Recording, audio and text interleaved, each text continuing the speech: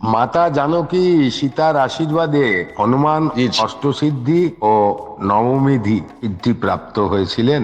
এই অষ্টম সিদ্ধি কি কি?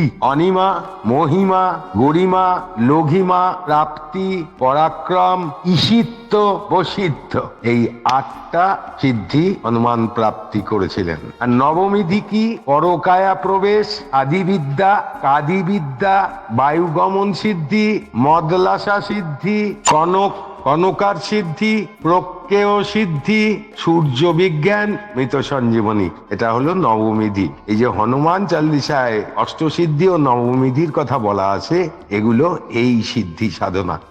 মাতা সীতার আশীর্বাদে হনুমান এই নিধি, নিধি মানে বহু মূল্য দুষ্প্রাপ্য ধন প্রাপ্তি হয়েছিলেন।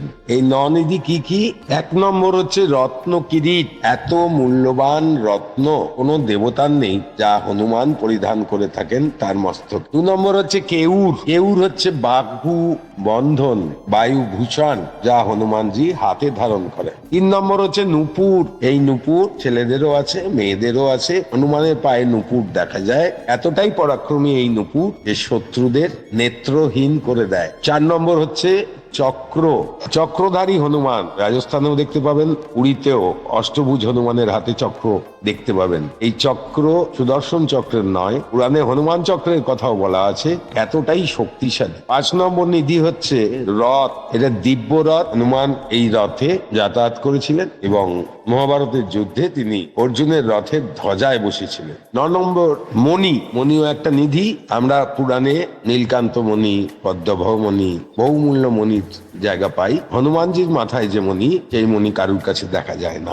7 নম্বর ভারিয়া। হনুমানজি, আমরা বালক ব্রহ্মচারী জানলেও, সুবরচলা স্ত্রীর সাথে বিবাহ হয়েছিল সূর্যের কাছে শিক্ষা লাভের জন্য। 8 নম্বর হচ্ছে গজ।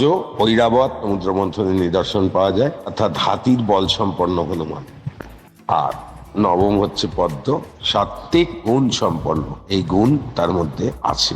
অষ্টসিদ্ধির এই অনিমা কি? না, দেহকে অণুর মতো করে শুষ্ক লুকিয়ে যেখানে খুশি যাতায়াত করে। মহিমা কি? বিশাল আকার ধারণ করে। গরিমা কি? শরীরের ভার কি এত বাড়িয়ে দেওয়া যে তাকে নড়ানোই মুশকিল। লঘিমা কি? বায়ুর মতো হালকা, যেখানে বায়ুর মতো যেখানে সেখানে চলে যাওয়া। প্রাপ্তি কি? যেখানে সেখানে প্রবেশ করা এবং যে কোনো স্থানে গমনাগমন করা। পরাক্রম, পরাক্রমের জন্য হনুমান তার বল সম্পন্ন করেছিলেন। ঈশিত্ব, কারণ ঈশ্বরকে লাভ করা। আর বসিদ্ধ, যাকে খুশি বশীভূত করা, দাস বানিয়ে। অর্থাৎ প্রাপ্তি সিদ্ধিতে যে কোনো রোগ হোক, যে কোনো লোকের সামনে বা যে কোনো স্থানে যেতে পারবো, নিজে সুরক্ষিত থাক। পরাক্রম হচ্ছে যে আমি অন্যের মনের খবর জানতে পেরে যাই, তার সামনে আমি দৃশ্যও হতে পারি, অদৃশ্যও হতে পারি। ঈশিত্ব, ঈশ্বরের সান্নিধ্য পাওয়া, ঈশ্বরের সমস্ত বরদান আমার নিজের মধ্যে সাত্ত্বিক গুণগুলোকে ঢোকানো। আর বসিদ্ধ, সর্ব ক্ষমতা সম্পন্ন, সবাইকে নিজের বশে বশীভূত করতে পারে। এই হচ্ছে অষ্টসিদ্ধি।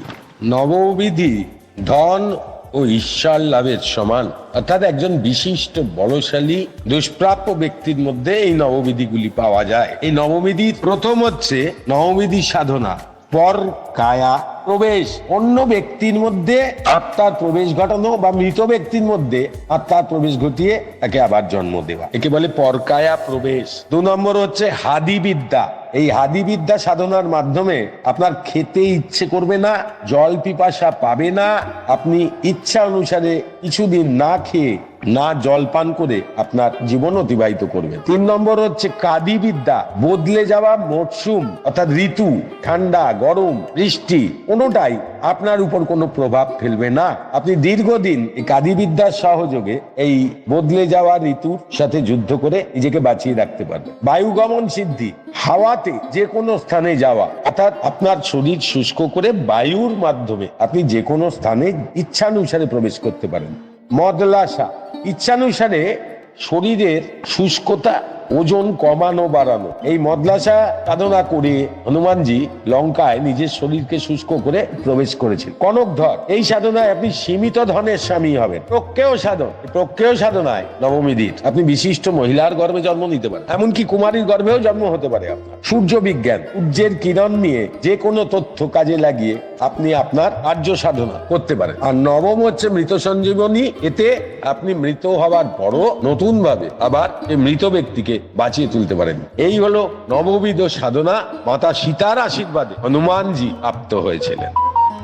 2025 সংখ্যাতত্ত্ব অনুসারে মঙ্গলের বছর দিয়ে শুরু হবে। রাজনৈতিক হাঙ্গামা, দেশ বিদ্বেষ, যুদ্ধ বিগ্রহ, নামে মঙ্গল আসলে অমঙ্গল, দুর্ঘটনা, কাটাছেড়া, ফাড়া, দৈব দুর্বিপাক, এসবের মধ্যে দিয়ে এগোতে থাকবে আগামী বছর। এই সংকট মোচন হনুমান এর সাধনা একমাত্র শান্তির পথ। সুতরাং বিশেষত 2025 সাল হনুমানজির পূজা অর্চনা করুন, তাকে সন্তুষ্ট রাখুন, তিনি সকল সংকট থেকে আমাদের রক্ষা করবেন আশা করা যায়। রাজনৈতিক অস্থিরতা, চিত্ত চাঞ্চল্যতা, অস্থির মতি, এই জায়গাগুলো ঠিক রাখার জন্য সংকট মোচনের সাধনা।